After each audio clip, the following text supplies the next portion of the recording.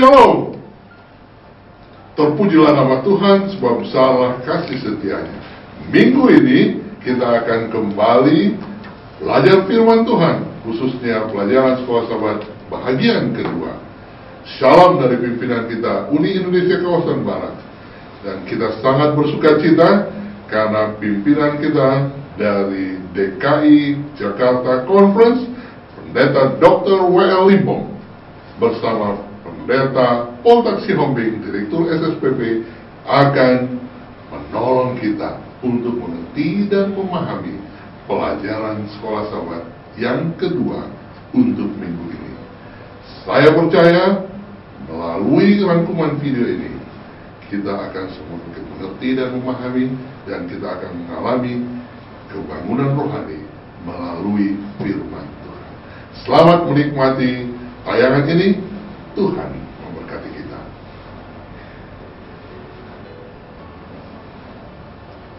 Shalom, pemirsa sekalian, di mana saja Anda berada pada saat ini.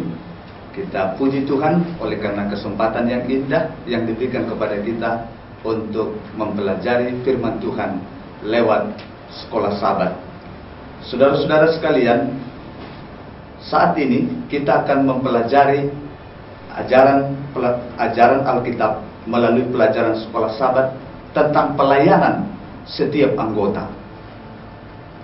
Bahwa disebutkan di dalam firman Tuhan bahwa setiap anggota dikaruniakan Allah paling sedikit satu pelayanan. Kalau kita mempelajari dalam pelajaran sekolah sahabat kita, disebutkan di hari Minggu, Paulus berkata dengan jelas bahwa orang-orang kudus diperlengkapi untuk sebuah pelayanan.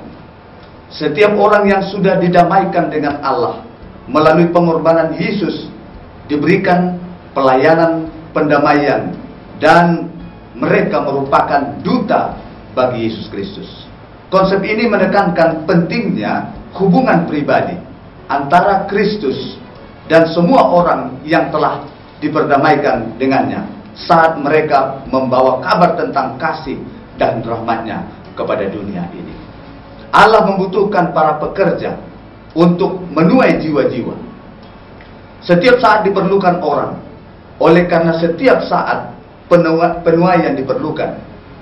Keterlibatan semua anggota di dalam semua jemaat Tuhan adalah sangat penting. Semuanya perlu dipersatukan dalam bidang pelayanan, penginjilan, dan juga kesaksian.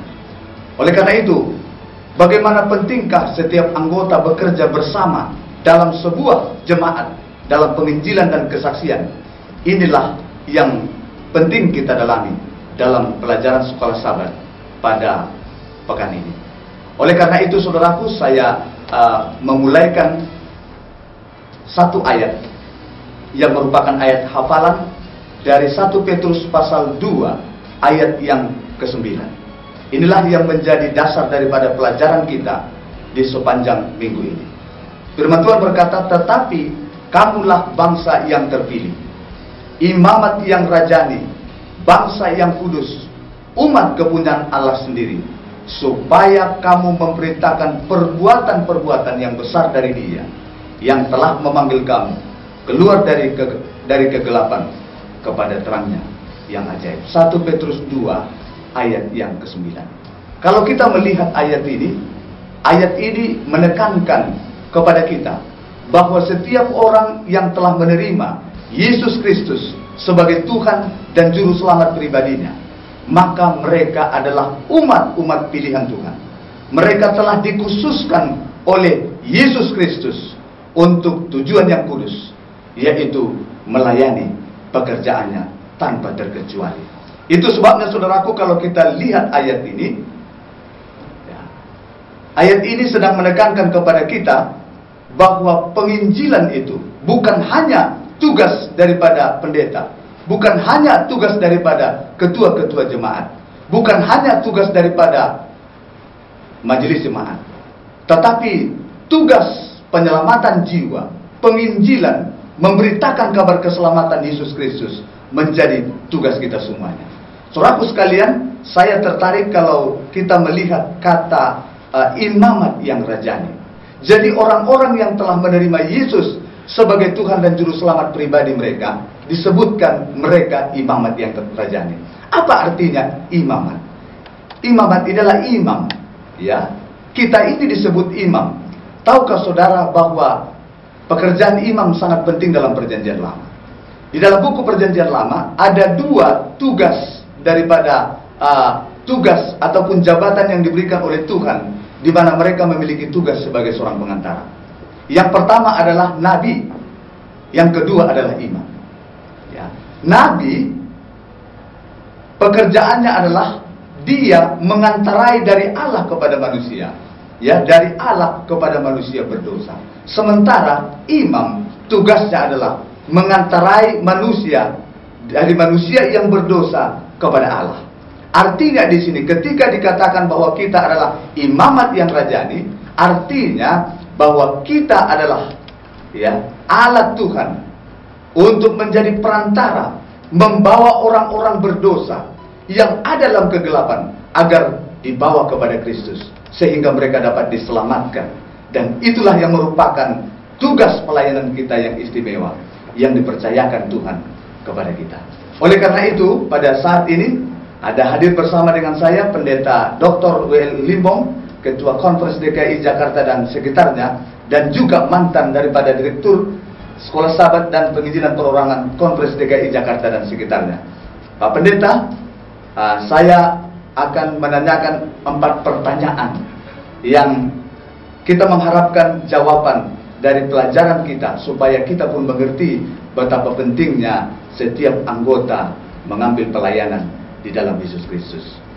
Pertanyaan saya adalah, apa sajakah pengertian yang dalam dari pernyataan di hari Minggu di bagian paragraf 5 dan 6 yang berkata, kita semua memiliki pelayanan khusus untuk dilakukan? Boleh kira-kira Pendeta Limbong untuk memberikan jawaban untuk itu? Shalom bagi kita semua. Shalom. Di sini dikatakan tadi pertanyaannya pelayanan khusus. Apa yang dimaksud dengan pelayanan khusus? Kalau di dunia ini, di dunia masyarakat dan dimanapun, kita tahu pelayanan itu ialah hamba melayani Tuhan atau majikannya atau pimpinannya. Tetapi yang ditekankan di sini, yang diteladankan, yang dihidupkan, yang dilakukan oleh Yesus selama dia di dunia ini, walaupun dia adalah Raja alam semesta, dia pencipta alam semesta, dia penguasa alam semesta, dia turun ke dunia ini mengambil rupa manusia, bukan hanya rupa manusia, tinggal dan hidup seperti manusia yang berdosa ini. Dan dia katakan, aku datang bukan untuk dilayani, tetapi melainkan untuk melayani. Jadi pelayanan khusus yang dimaksud di sini, supaya juga setiap orang yang percaya, beriman kepada Yesus, menjadi pelayan kepada sesamanya manusia, dan bukan untuk dilayani manusia. Dan di sini kekhususan pelayanan mereka ialah melayani setiap manusia untuk dibawa kepada Yesus, agar mereka mendapat jasa Yesus, ialah jasa Yesus yang sangat indah dan mahal, rencana penyelamatan atas kematiannya di Bukit Golgota. Dia melayani manusia, dia melayani pendosa yang harus binasa. Maka kita pun harus seperti Yesus, menjadi pelayan untuk sesama kita manusia, agar mereka pun dibawa kepada Yesus untuk diselamatkan. Inilah yang disebutkan pelayanan khusus di dalam pelajaran pada pekan ini. Baik, terima kasih. Luar biasa. Jadi kalau kita coba lanjutkan kepada penerapan di dalam kehidupan kita sehari-hari sebagai pengikut Tuhan yang telah menerima Yesus sebagai Tuhan dan Juru Selamat pribadi.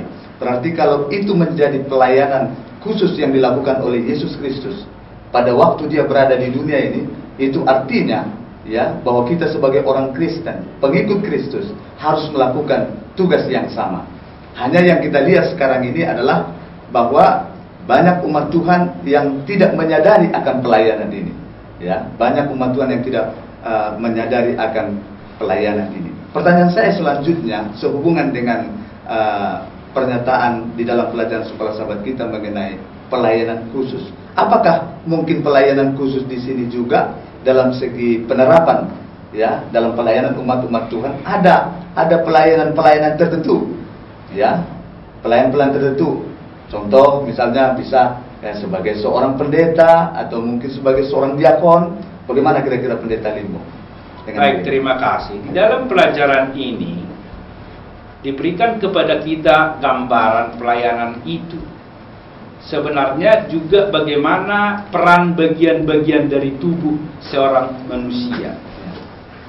Tetapi pelayanan ini keseluruhannya sama maksud dan maknanya.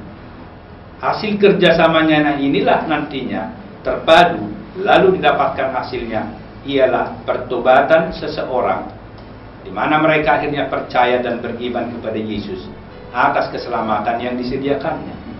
Jadi Yesus Kristus sebelum dia naik ke sorga, dia menjanjikan kepada para pengikutnya ialah bahwa dia mengutus Roh Kudus untuk bersama-sama dengan para orang-orang yang mau melayani Yesus dengan sebuah pelengkapan, melengkapi mereka agar mampu melayani, yang tentunya tidak sama kadarnya tetapi sama maknanya, ialah yang disebut karunia-karunia Roh Kudus.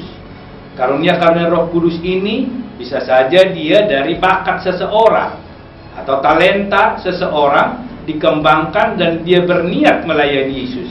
Ada karunia yang lain menyembuhkan, ada karunia yang lain berbicara, ada karunia yang lain mengajar, karunia yang lain berbuat baik, dan banyak karunia-karunia yang diberikan Roh Kudus. Tetapi tidak ada yang lebih tinggi atau lebih prioritaskan satu dengan yang lain. Itu sama semuanya, karena semuanya datangnya dari Roh Kudus. Jadi di sini pelayanan kita akan dapat dilengkapi satu dengan yang lain, bagaikan bagian tubuh tadi menyatu. Itulah namanya pelayanan khusus tadi. Semua pelayanan gereja itu dipadukan untuk membawa orang, memperkenalkan orang kepada Yesus sebagai juru selamat mereka, sehingga mereka pun mendapat keselamatan. Terima kasih Pendeta Limbo, luar biasa, sangat menarik. Jadi kalau saya dapat simpulkan dari pernyataan Pendeta Limbo bahwa apapun menjadi karunia rohani kita, ya, apakah satu, apakah dua, karunia rohani yang berbeda-beda yang diberikan kepada umat-umatnya, semuanya itu penting dalam fungsinya masing-masing. Ya, tetapi tujuannya adalah bahwa kita semua diperlukan oleh Tuhan dalam pelayanan untuk menyelamatkan jiwa bagi Yesus Kristus ataupun membangun tubuh Kristus. Ya. Baik, terima kasih. Lalu ada pertanyaan yang kedua, ya, yang perlu saya tanyakan kepada Pendeta W.L. Limbo sehubungan dengan pelajaran kita, ya, di hari Senin. Apakah yang dimaksud dengan pernyataan, ya, dalam dunia rohani tidak ada waktu khusus untuk penuaian, tetapi bagi orang-orang yang telah bersedia menerima Yesus Kristus merupakan bagian dari ladang yang sudah siap untuk dituai. Apa kira-kira pengertian atau maknanya ini di dalam kehidupan kita sebagai umat-umat Tuhan, pelayan-pelayan Tuhan? Baik, terima kasih. Kita melihat di sini perkataan Yesus sendiri. Pada waktu zaman Yesus ada di dunia ini, di Timur Tengah, di sana panen-panen itu ada masa-masanya. Ditentukan, bisa ditaksir berapa lama lagi supaya secara menyeluruh bisa panen. Bahkan dia katakan, kamu tahu 4 bulan lagi musim panen, musim menuai, musim menyabit. Dan pada waktu itu salah satu panen yang dianggap dituai bersama adalah dari ladang gandum. Nah, Yesus hanya memberikan di sini sebuah gambaran memanen. Apa yang dipanen ialah semua yang sudah tua, ya, yang sudah matang. Itu dia. Namun di dalam hal ini tidaklah panen bersamaan. Kapan saja panen rohani dapat diselenggarakan. Kalau sudah mengerti, memahami dan menyadari bahwa dia seorang pendosa, atas firman yang dia dengarkan dari pelayan-pelayan tadi, maka dia mengambil keputusan, kesimpulan dalam hidupnya akan menerima Yesus Kristus sebagai juru selamat pribadinya. Maka pada waktu itu dia dapat memintakan supaya dirinya dipanen. Dirinya itu telah siap untuk bertobat. Maka tanda pertobatannya, dia akan dibaptiskan. Jadi kapan saja, bisa saja secara kelompok, bisa secara pribadi. Jadi tidak sama dengan cara panen dulu, hanya diangkatkan di sana. Panen khusus itu ialah kapan saja seseorang sudah siap menerima Yesus sebagai juru selamatnya. Pada waktu itulah dia akan menjadi murid Yesus dengan baptisan tadi. Luar biasa. Terima kasih Pendeta Limbong. Jadi panen ini yang penting di sana setelah matang, kapanpun waktunya akan dituai. Betul. Nah, memang karena jiwa-jiwa itu juga tidak bersamaan matangnya. Iya. Nah, dan itu adalah pekerjaan Roh Kudus. Dan Tetap di situ sedikit saya tambah. ya. Jadi kalau menanamnya itu pun tentunya tidak sama nanti panennya itu, oleh karena cara tuanya berbeda-beda ya, walaupun pertumbuhannya berbeda. Pertumbuhannya berbeda. Oh ya. Terima kasih. Jadi dari pelajaran ini kita dapat menangkap ataupun mengambil satu kesimpulan bahwa panen itu ya berbeda-beda waktu penuaiannya. Yang penting di sana adalah bila mana Roh Kudus bekerja, maka tuaian itu akan dimatangkan, dituai untuk Yesus Kristus. Baiklah saudaraku sekalian, ada 2 pertanyaan lagi nanti yang akan kita diskusikan dan kita tanyakan kepada Pendeta Limbong. Maka pada saat ini kita akan break. Haleluya. Saya percaya Tuhan beserta kita, dan pelajaran yang barusan kita dengar melalui hambanya Pendeta Dr. W.L. Limbong dan Pendeta Paul Taksiomik boleh memberikan kepada kita satu inspirasi betapa Tuhan itu begitu baik kepada kita. Masing-masing kita diajak untuk ikut terlibat di dalam memikirkan jiwa-jiwa yang baru, dan Roh Kudus menyertai kita. Pemirsa, pada saat ini kami mau mengingatkan, tanggal 21 April nanti adalah merupakan hari Sabat tamu sedunia. Diharapkan ada 10 juta tamu akan datang beribadah bersama kita di hari Sabat. Jangan lupa, kita adalah Advent sedunia. Mulai saat ini, baik itu bapak-bapak, orang muda, anak-anak, pikirkan kamu siapa, karena saya diajak Tuhan untuk bisa menginjil, bersaksi. Kalau enggak, nanti kita akan kehilangan berkat. Sukseskan hari Sabat tamu 21 April, sehingga semakin banyak orang dapat menikmati berkat Tuhan, beribadah bersama dengan kita, dan nama Tuhan saja ditinggikan.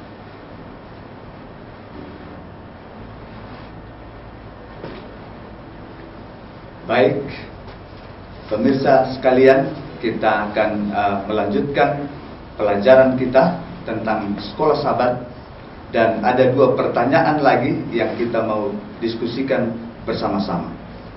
Pendeta Limbong, saya ingin menanyakan pertanyaan yang ketiga sehubungan dengan pelajaran sekolah Sabat kita.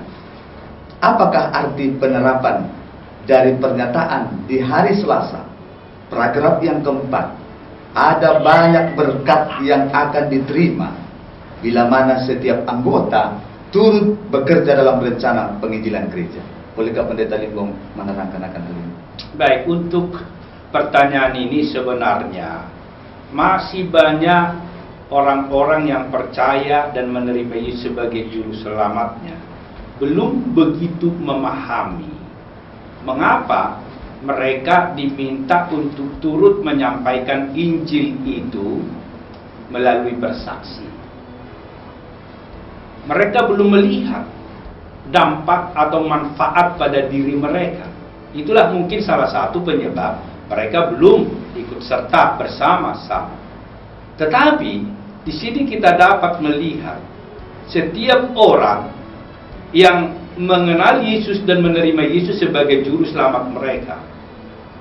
Di dalam Roma 8 ayat 12 dan 13 dikatakan di sana, bahwa kita ini berhutang bukan kepada daging, tetapi kita berhutang secara rohani.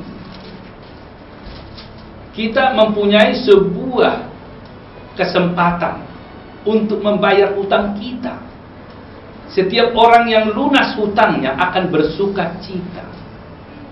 Agar kita semua pengikut Yesus boleh bersuka cita, bahagia, gembira, salah satunya, mari kita ikut serta bersama anggota tubuh Kristus yang lain melayani sesama manusia dengan menyampaikan Injil itu. Salah satunya ialah dengan bersaksi atas pengalaman kita pribadi yang telah diselamatkan oleh Yesus. Yang kedua ialah bahwa kita sudah mengikuti dan menumbuhkan dalam diri kita tabiat Yesus yang mengasihi sesama manusia. Yesus datang ke dunia ini untuk menyatakan kasih Allah itu. Maka setiap orang yang menerima kasih Yesus, dia tidak akan menahan kasih ini. Dia akan sampaikan itu. Dia akan bagikan itu kepada orang lain. Maka pada saat yang sama pun dia adalah orang yang berbahagia, sementara orang lain pun telah diselamatkan dari dosa dan kebinasaan mereka. Yang ketiga, manfaat yang dirasakan dan yang dinikmati oleh setiap orang yang ikut bersaksi atas pengalaman hidupnya, bukan hanya berbahagia, bukan hanya bersukacita, bukan hanya bertumbuh di dalam tabiat Yesus Kristus, tetapi mereka juga akan merasakan betapa indahnya bersama dengan Yesus melayani di dalam pekerjaannya. Dia sebagai Raja alam semesta, kita sebagai anggota kerajaan alam semesta. Dia sebagai Raja kasih karunia, kita sebagai anggota dari kerajaan kasih karunia, mendapat kesempatan dari seorang raja dan raja di atas segala raja. Inilah yang kita nikmati kalau kita melayani. Mudah-mudahan dengan ini juga para pemirsa yang mendengarkan ini, hari depan mereka akan ikut bergabung bersama-sama dengan semua anggota jemaat untuk ikut bersaksi dan menyampaikan Injil kepada sesama manusia, karena manfaatnya sungguh indah dan ajaib. Amin. Luar biasa. Jadi kalau saya dengarkan, luar biasa sebenarnya berkat yang kita akan terima sangat luar biasa ketika kita melayani pekerjaan Allah, yaitu penginjilan di dalam gereja kita masing-masing. Ada satu lagi pendeta yang mau saya mungkin juga tambahkan, ya, bahwa ada juga berkat yang lain yang kita terima ketika kita menginjil, menyelamatkan jiwa. Tanpa kita sadari, sebenarnya kita sedang menyelamatkan jiwa kita sendiri. Karena ketika kita menginjil, di situ akan kita rasakan satu pengalaman rohani yang luar biasa.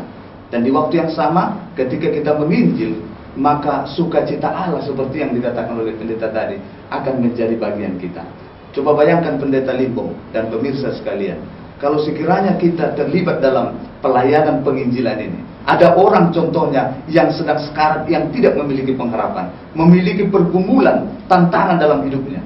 Kemudian kita dekati dia, kita doakan, ya, dan kemudian kita tuntun dia. Dan tanpa kita sadari, ketika kita mau menyelamatkan orang ini, ketika kita mendoakan dia, tanpa kita sadari, kita sedang terhubung dengan Yesus Kristus sebagai sumber apa? Kuasa, sebagai sumber pengharapan, sebagai sumber keselamatan. Dengan demikian, ketika saya terlibat menyelamatkan jiwa orang yang mau binasa itu, artinya bahwa saya pun sebenarnya sedang menyelamatkan diri saya sendiri agar saya tetap berada dalam Yesus Kristus. Luar biasa ini pelajaran kalau kita simak dengan baik. Jadi pemirsa sekalian, jangan kita pernah berpikir bahwa penginjilan ini adalah tugas pendeta, penginjilan ini adalah tugas ketua jemaat, penginjilan ini adalah tugas daripada majelis jemaat, tetapi ini adalah tugas kita semua, di mana Yesus mengharapkan agar tidak ada seorang pun, ya, umatnya yang telah dia tebus yang tidak terlibat. Karena dengan keterlibatan kita mempersiapkan diri kita untuk memasuki kerajaan surga. Baik, saya rasa masih banyak berkat-berkat yang lain yang akan dialami oleh umat-umat Tuhan yang mungkin belum bisa kita ceritakan pada saat ini, ya, yang akan diterima oleh umatnya. Baik, sebagai pertanyaan yang terakhir kepada pendeta Limbong, pertanyaan yang keempat, ya, betapa pentingkah bekerja secara bersama dalam penginjilan sebagai umat Tuhan. Bolehkah disampaikan? Ya, saya tertarik dengan pertanyaan ini. Betapa pentingnya bekerja bersama. Inilah bahagianya sebagai seorang yang menerima Yesus. Yesus memberikan kesempatan bagi kita bekerja bersama dengan Dia. Yang sebenarnya kita tidak mempunyai kemampuan, kita tidak mempunyai kelayakan dalam pelayanan ini. Tetapi Yesus itu, seperti yang kita bahas tadi, Dia rindu supaya tabiat Yesus itu bertumbuh, berkembang dalam diri kita, sehingga ini menjadi berkat besar kepada kita. Maka kita diikut sertakan bekerja. Sebenarnya Roh Kudus menggunakan kita. Roh Kudus memakai kita, alat yang kecil sekalipun menjadi berkat besar. Mari kita lihat contohnya. Pada waktu Musa diminta oleh Tuhan hanya memukul gunung batu itu, apalah kekuatan satu tongkat, tapi tongkat ini jadi berkat. Pada waktu tangan Musa memukulkannya, keluar air untuk membutuhi, menyegarkan jutaan manusia dan hewan. Jadi berkat. Ini yang perlu kita perhatikan dari pelajaran ini. Bekerja bersama Tuhan jadi berkat, bukan hanya untuk orang lain, bagi keperluan kita sendiri. Yang kedua, kita lihat pada waktu tongkat yang sama juga diarahkan ya kepada Laut Kulsum, Laut Merah. Laut itu terbelah. Apalah kekuatan satu tongkat, tapi Tuhan mau gunakan tongkat itu. Jadi kita bekerja bersama dengan Tuhan. Tak ada kemampuan kita, tapi Tuhanlah yang memampukan kita untuk memenangkan orang, diajak kepada Dia untuk diselamatkan. Sebagai tebusan Yesus, Dia rindu menggunakan kita supaya kita merasakan betapa indahnya keselamatan itu. Betapa indahnya Tuhan alam semesta menggunakan, memakai, dan memberikan kesempatan kepada kita untuk keselamatan semua manusia. Dari tempat lain, kesempatan lain di luar ini semua, tidak ada kebahagiaan sebesar dari apa yang kita nikmati, bekerja bersama dengan Tuhan untuk melayani pekerjaannya. Dalam hal ini, untuk membawa orang lain ke dalam kebenaran Yesus Kristus. Amin, luar biasa. Jadi Tuhan telah mempercayakan tugas pelayan ini kepada kita semua secara bersama-sama.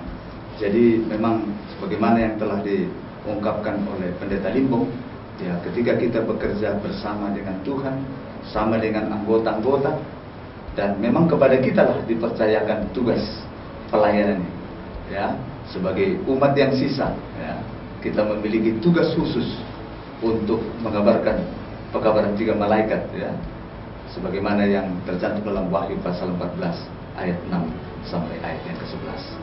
Jadi sangat istimewa. Sangat istimewa, sangat istimewa. Jadi sebenarnya kita harus bersyukur kepada Tuhan oleh karena Raja alam semesta telah memilih kita menjadi dutanya, memilih kita menjadi rekan kerjanya dalam menyelesaikan pekerjaan Tuhan di muka bumi. Oleh karena itu, itulah pelajaran ataupun diskusi yang bisa kami sampaikan.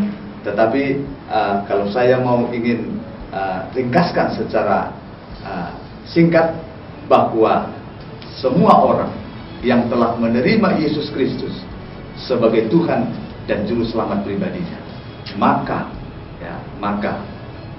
pelayanan untuk penginjilan haruslah menjadi bagiannya, tanpa terkecuali.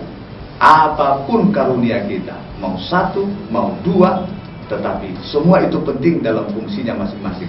Asal saja kita gunakan, ya, kita gunakan untuk membangun tubuh Kristus, dalam arti menyelamatkan jiwa-jiwa bagi Yesus Kristus. Itu sebabnya sebagai anggota tubuh Kristus, masing-masing kita memiliki pelayanan pribadi dan dalam membagikan apa yang Dia telah perbuat dalam hidup kita. Dan pada saat yang sama bertanggung jawab kepada tubuh Kristus secara keseluruhan untuk bekerja sama dalam penginjilan di tingkat lokal maupun pada tingkatan yang lebih luas. Oleh karena itu, pada saat ini saya akan bacakan sekali lagi ayat firman Tuhan yang menjadi dasar pelayanan kita di dalam 1 Petrus pasal 2 ayat yang ke-9, bahwa semua kita dipanggil Tuhan melayani. Tetapi kamulah bangsa yang terpilih, imamat yang rajani, bangsa yang kudus, umat kepunyaan Allah sendiri, supaya kamu memberitakan perbuatan-perbuatan yang besar dari Dia yang telah memanggil kamu keluar dari dalam kegelapan kepada terangnya yang ajaib. Inilah pembahasan kita pada sore hari ini. Semoga melalui pelajaran ini, saudara-saudara sekalian, para pemirsa, diberkati oleh Tuhan dan namanya dimuliakan dan ditinggikan. Oleh karena itu, untuk menutup acara ini, kita mengundang Pendeta Limbung akan membawakan doa kepada kita. Pemirsa, kami mengundang kita bersama untuk berdoa. Ya Tuhan kami dalam sorga, Allah pencipta alam semesta, melalui putramu Yesus Kristus, memberikan teladan dan contoh yang sempurna. Melalui kehidupannya sebagai manusia, Dia turun dari sorga, bukan untuk dilayani, tetapi untuk melayani, agar setiap pendosa, orang yang akan binasa ini, dapat ditebus dan diselamatkan dari maut. Melalui kematiannya di Bukit Golgota, merupakan sebuah sejarah yang sangat indah, memerdekakan kami dari perbudakan dan kebinasaan itu.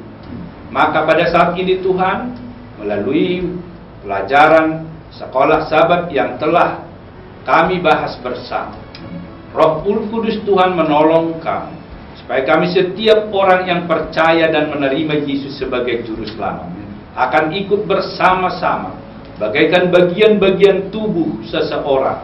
Semua bagian ini akan bekerja sesuai dengan fungsinya, melalui talenta kami, melalui karunia-karunia yang Kau berikan pada kami. Gunakanlah kami Tuhan, alat yang kecil sekalipun, supaya kami bersuka cita dan berbahagia. Orang lain juga jadi dapat berkat keselamatan kehidupan yang telah disampaikan oleh Yesus. Untuk menyampaikan Injil kekal itu, agar melalui kehidupan kami dapat kami saksikan pengalaman kami bersama Yesus. Ajarilah kami Tuhan, baik pemirsa baik kami, supaya kami sehati sepikir untuk menyerahkan diri menjadi pelayan-pelayan-Mu, karena kami telah dipanggil untuk melayani sebagaimana Yesus telah melayani. Terimalah doa kami Tuhan, biarlah kami jadi berkat kepada sesama manusia, kepujian bagi nama Tuhan, karena kami mohon ampunan dosa kami. Doa ini kami serahkan di dalam nama yang indah, Yesus Kristus Tuhan kami.